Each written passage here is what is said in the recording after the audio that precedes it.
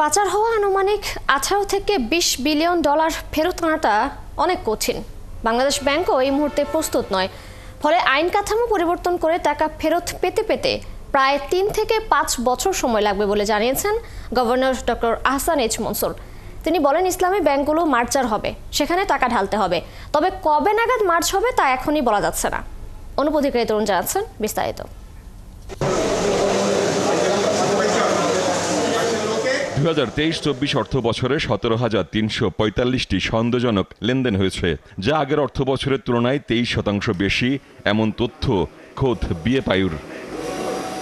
BFIU 2023-24 অর্থ বছরে 114টি আর্থিক গোয়েন্দা প্রতিবেদন বিভিন্ন তদন্তকারী সংস্থার কাছে প্রেরণ করে। এছাড়া বিএফআইউ বিভিন্ন আইন প্রয়োগকারী সংস্থা, নিয়ন্ত্রক সংস্থা ও সরকারি অন্যান্য সংস্থার সাথে 1220টি তথ্য বিনিময় করেছে, যা পূর্ববর্তী অর্থ বছরের তুলনায় 13.91% বেশি।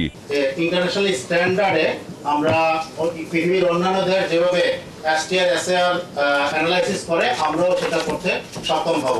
বাংলাদেশ ব্যাংকে আয়োজিত সংবাদ সম্মেলনে governor doctor Ahsan H Mansur বলেন, তার ধারণা 18 থেকে 20 বিলিয়ন ডলার সরাসরি পাচার হয়েছে, কিন্তু সেই টাকা ফেরত আনা কঠিন। তবে তিনি জানান, বিদেশের মাটিতে বাংলাদেশিদের সম্পদ জব্দ শুরু হয়েছে, আর টাকা ফেরত আনতে 5 বছর পর্যন্ত সময় লেগে যেতে পারে। পুরো জিনিসটাই কিন্তু বাংলাদেশের জন্য নতুন একটা অধ্যায়। আমরা কেউই, সেটা সিআইডি বলুক, দুদকি বলুক বা বিএফআইউ বলুক, আমরা কিন্তু এই ধরনের কাজের জন্য প্রস্তুত ছিলাম না। টাকা ফেরত আসার ঘটনা আমরা সবসময় বলেছি যে 3, 4, 5 বছর লাগবে। এটা নিয়ে কোনো ইফ অ্যান্ড বাট থাকার কথা নয়।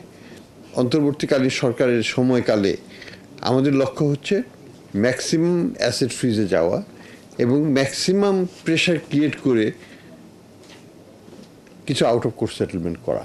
ব্যাংক মার্জার নিয়েও কথা বলেন বাংলাদেশ ব্যাংক গভর্নর। তিনি বলেন, ইসলামী ব্যাংকগুলো একীভূত করার কথা আগে ভাবা হচ্ছে, সেখানে টাকা ঢালতে হবে আর টাকাটা সরকারই দিবে। এক্স্যাক্ট নাম্বারটা এখনো সেইভাবে বলাটা মুশকিল, তবে ইসলামিক ব্যাংকগুলোকে নিয়ে একটা করার কথা আমরা চিন্তা করছি, সেটা হবে। কারো কোনো চিন্তার কোনো কারণ নেই, কারণ প্রথম পর্যায়ে যেটা আইনেই বলা আছে সরকারিকরণ করা হবে। তো অধিগ্রহণ করলে তো আর কারো ডিপোজিটরের কোনো চিন্তার কোনো কারণ থাকার কথা নয়। কোনো বিজনেস অ্যাকাউন্ট এখন পর্যন্ত ফ্রিজ করা হয়নি এবং হবেও না, কারণ বাংলাদেশ ব্যাংক চায় না বিজনেস কোনোভাবে ক্ষতিগ্রস্ত হোক, এমনটাও বললেন আহসান এইচ মনসুর।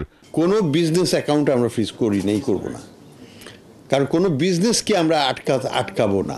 অনুপধিকারী তরুণ, 71, ঢাকা।